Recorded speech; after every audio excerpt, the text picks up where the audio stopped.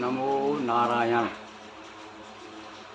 आदरणीय गोस्वामी सज्जनों, हमारा कहीं न कहीं शंकराचार्य जी से, उनके संप्रदाय से संबंध रहा है और आज भी हम शंकराचार्य जयंती बड़े आदर के साथ प्रेम पूर्वक मनाते हैं। आज हमें एक पुरानी पत्रिका दशनामी सन्यासी पुस्तिका, उसमें देखिए क्या लिखा, जो हमें आज बताने वाले हैं वो है शंकर संप्रदाय की उदारता। यानी ये जो शंकर संप्रदाय है, जो दशनामी संप्रदाय है, ये मतलब संकीर्ण नहीं है। ये नहीं कि केवल वो शिव का उपासक है और अद्वैतवादी है और उससे आगे हम आगे की बात नहीं करेंगे, राम की बात नहीं करेंगे, विष्णु की।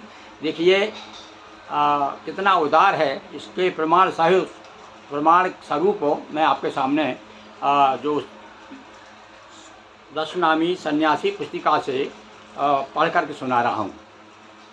जैसा कि आपको बताया कि समय समय में आपको नई नई जानकारी हमारे समाज में जागृति आए, इसलिए देता रहता हूँ। सुनिए आप।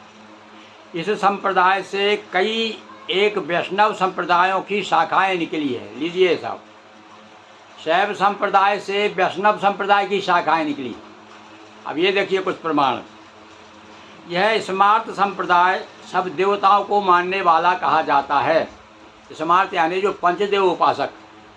हम जो है शिव, पार्वती, गणेश, सूर्य और भगवान विष्णु, पांचों को समान रूप से मानते हैं और हमारा मुख्य इष्ट देव जब पूजन करते हैं, पांच देव भी, तो बीच में हमारे इष्ट देव भगवान शिव को रखते हैं।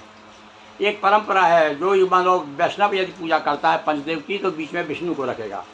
शाक्त करेगा तो भगवती को बीच में रखेगा, प्रमुख रूप से देवी आदिशक्ति को। तो ऐसमार्थ सब देवताओं को मानने वाला कहा जाता है। वैदिक धर्म प्रचार हेतु इस संप्रदाय वालों ने भगीरथ प्रयत्न किया है। वैदिक धर्म का बड़ा प्रचार किया है और आज भी लगे हुए हैं। फलतः आसाम में ब्रह्मगिरी, गोविंदगिरी, माधवगिरी, कुसुमगिरी आदि महात्माओं ने महापुरुषीय नाम का वैष्णव संप्रदाय की स्थापना की। आसाम में एक वैष्णव संप्रदाय है, उसका नाम ही है महापुरुषीय वैष्णव संप्रदाय। उसकी स्थापना कौन ने की? उसकी स्थापना करने वाले ये परम शैव, जिनका नाम गोविंदगिरी, माधवगिरी, ब्रह्मगिरी था, कुसुमगिरी था। माधवेंद्रपुरी ने बंगाल में वैष्णव संप्रदाय के आद्य प्रवर्तक स्वामी चैतन्य देव के लिए भूमि तैयार की। ले लीजिए, आज जो गोस्वामी अपने आप को यहाँ कहते हैं, मथुरा वृंदावन के गोस्वामी, गौड़ीय संप्रदाय को मानने वाले। गौड़ी संप्रदाय किसका संप्रदाय है? ये महाप्रभु चैतन्य का। ये महाप्रभु चैतन्य भी मान लो आप शैव संप्रदाय में इसी दीक्षित थे भाई, है ना? बड़ी विचित्र बात। तो ये शैव संप्रदाय कितना उदार है, यह इससे भी स्पष्ट होता है। श्री माधवेंद्रपुरी ने बंगाल में वैष्णव संप्रदाय के आद्य प्रवर्तक, वैष्णव संप्रदाय एक जो गौड़ी संप्रदाय माना जाता है, चैतन्य देव के लिए भूमि तैयार की। चैतन्य जी को केशव भारती ने दीक्षा दी थी। इनके गुरु कौन थे? एक भारती नामा दशनाम संप्रदाय के शैव सन्यासी थे।